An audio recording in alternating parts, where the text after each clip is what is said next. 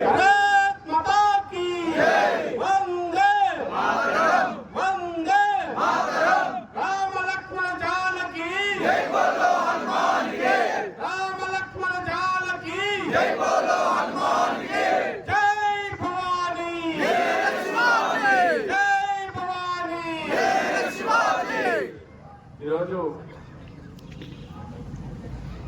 ఏదైతే బంగ్లాదేశ్ లో అటవిక చర్యగా జరిగినటువంటి సంఘటనకు ఈ యొక్క కోవత్ర ర్యాలీకి వచ్చినటువంటి అయ్యప్ప స్వాములకు అందరూ కూడా పాదాలకు నమస్కారం.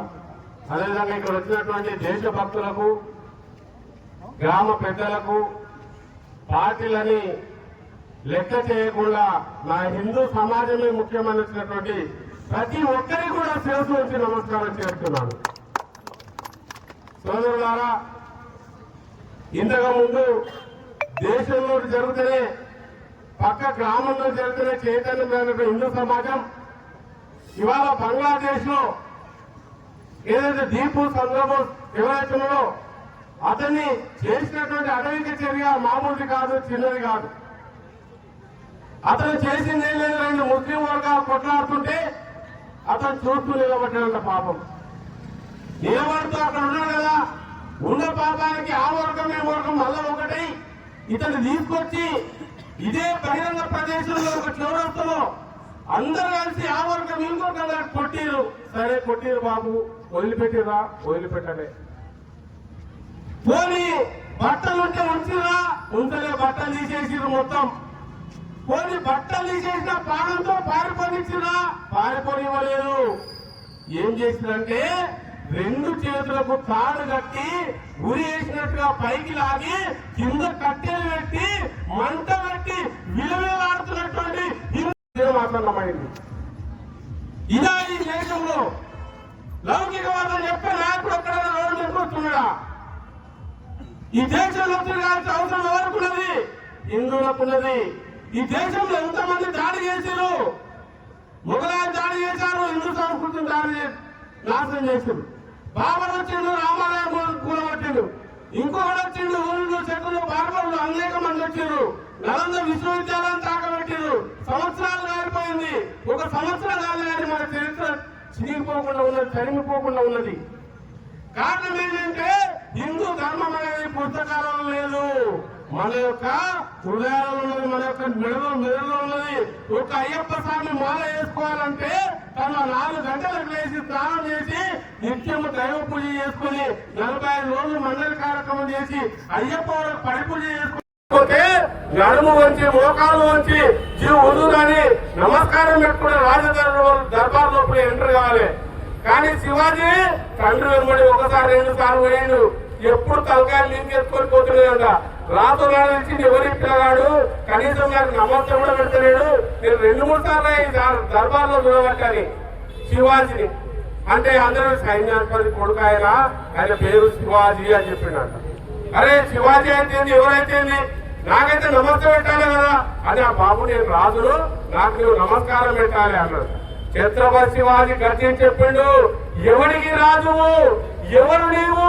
అక్రమంగా వచ్చి నా భారతీయులు, నా హిందూ దేశాన్ని బానిసలుగా మార్చాడు దుర్వాడు. నువ్వు దిగిపోయిన రోజే ఏం పెట్టాల్సిన సీట్ అని చెప్పి చెప్పినటువంటి గనుడు ఛత్రపతి శివాజీ. 12 ఏళ్ల వయసులో తోరణ దుర్గం ప్రతాప్గఢ్ దుర్మార్గం అని చెప్పి వీరప్ప కవచ పులిగోళం ధరించి జేబులో పెట్టుకున్నాడు. పటికాకారం ఉన్నటువంటి కత్తిని తీసుకొని అడుగు ఎక్కుతున్నాడు. శివాజీని వాడు వచ్చిండు, లోపల కవచాన్ని ఉప్పు కవచాన్ని ధరించి ఎట్లా కత్తితో ఓడుస్తాడని దగ్గరికి రాగానే కౌగిలించుకొని వాడు అబ్దుల్ ఖాన్ కత్తితో ఓడిచిండు. పొడిస్తే దిగుతలేదు. శివాజీ ఒక్కటేసారిగా జై భవానీ, భారత్ మాతాకి చేయాలి తన యొక్క పటకాకారపు గోర్లున్నటువంటి దానిలో అబ్దుల్ ఖాన్ యొక్క కడుపులోకి తీసి పేరు బయట తీసి ఒక్కసారిగా అక్కడ ఉన్నటువంటి సైన్యులు ఒక పిరంగి దళం దేశంలో కింద ఉన్నటువంటి ఛత్రపతి సైన్యం అంతా కూడా వాళ్ళు సంబంధించడం జరిగింది. హిందూ సామ్రాజ్యాన్ని నెలకొన్నటువంటి గనుడు ఛత్రపతి శివాజీ. అలాంటి శివాజీలు ప్రతి ఒక్కరు రాకున్నా సరే వారిలో పూర్వం పైన కావాలి. ఎందుకు కావాలంటే మనమంతా హిందువులమే, హిందువు నుంచి బయటకు వెళ్ళాలి. మొత్తంతా ఏమనుకుంటారు, అలాగే సల్మాన్ ఏమనుకుంటాడు, ఈ యేసు ప్రభువులు ఏమనుకుంటారు అంటే ఇదే అవుతుంది. ఇంకా సమయం లేదు మిత్రమా మనం ఆలోచన చేయడానికి. హిందూ సమాజం అంతా ఏకం కావాల్సిందే. హిందూ సమాజానికి అన్యాయం జరిగితే ఎక్కడైనా మనం ఉండాల్సిందే, గర్తించాల్సిందే. తక్కువ వచ్చినట్టు మీరు అనుకుంటారు ఇక్కడ వచ్చిన నేను ఒక్కొక్క మొగలు చూస్తే ఒక్కొక్కరు 1000 మందితో సమానమైనటువంటి మీరు ఉన్నారు ఇక్కడ. మీరు నిజంగా చూడండి, పైనగాంలో అందాల కాల్పులు తిలకించడానికి అనేక మంది పెళ్లి చేసుకొని అనేక మంది కొత్త జెండలు ఎక్కడెక్కడ సైంటిస్టులు మంచి మంచి వాళ్ళు నా యొక్క దేశం అందాలను చూద్దామని పైనగాంకి వచ్చి అక్కడ జరిగినటువంటి సంఘటన ఏంటిది, ఆ దుర్మార్గమైనటువంటి సంఘటన ఏంటిది మీరు ఒకసారి అబ్జర్వ్ చేయండి. అక్కడ నిజంగా కూడా తీవ్రవాదులు వచ్చింది. అక్కడ ఉన్న అందరినీ చంపితే పర్వాలేదు, హోటల్లో ఉన్నారు, పక్కన చెప్పేటోడు ఉన్నాడు, రిక్ష నడిపేటోడు ఉన్నాడు, గులాంలో కొట్టేటోడు ఉన్నాడు. కానీ ఎవరిని చంపలే వాళ్ళు. ఎవరిని చంపాడు దాని ఆయన కెరా శాము కెరా అని పిల్లలు ఇద్దరు అన్నాడు. వచ్చిండు తుమ్మాది కల్మా పండే తాత అని అడిగాడు. నీకు ప్రార్థన వస్తుందా కల్మా కదా నీకు అన్నాడు. రాదు అంటే కాల్చి పడేసాడు. రాదంటే కాల్చి పడేసాడు. మళ్ళీ ఇచ్చింది ఇంకొక ఆయన, నీవు హిందువా ముస్లిమా, నీ యొక్క అంగి లేపన్నాడు. లేపితే మొత్తాలు లేదు, మొత్తాడుంది, మొత్తాలు లేకుండా వాళ్ళు వదిలేసిండు. వీళ్ళు చూస్తే మొత్తాడు మీకు కాల్చి పడేసిండు. ఇంకొక ఆయన ఇచ్చిండు, బట్టలు ఇప్పించిండు. బట్టలు ఇప్పి చూస్తే నువ్వు సున్నాతులు చేసుకున్నావా లేదా, ఆమె కల్మదాన్ని కాదు సున్నాతులు చేసిందా కదా, ఆమె కల్మదాన్ని సున్నాలు చేసుకున్నాడు. ఇప్పుడు పక్క మనడే పక్కకు. ఇంకొక ఇచ్చిండు, సున్నాలు చేసినా లేదా చూసిండు. లేదు అంటే వచ్చి గంగిలేపి చూసి మొత్తాడు చూసి కాల్చి పడేస్తుంటే నా దేశంలో వీళ్ళందరూ కూడా ఏమంటారు అంటే లౌకికవాదం, లౌకికవాదం, అన్ని మతాలు సమానం అంటారు. ఎక్కడ ఉంది లౌకికవాదం? ఎందుకు మతం పేరుతోటి కాల్చి పడేస్తున్నారు? ఎందుకు బాబులతో మారణ హోమం చేస్తున్నారు? ఒక ఆమె పాపం కొత్తగా భార్య భర్తలు వచ్చారు. అయ్యా చంపిన మా భర్తలు, నేను కూడా ఓకే, నా భర్త కూడా నన్ను కూడా చంపు, నేను బతకలే నా భర్త నేర్చిపోయిందంటే అక్కడ ఉన్న తీవ్రవాది ఏమన్నాడంటే లేదు లేదు నేను చంపను, నేను ఎవరికి చెప్పాలి, పోయి నీ దేశ ప్రధాని నరేంద్ర మోడీ చెప్పుకో అన్నాడు.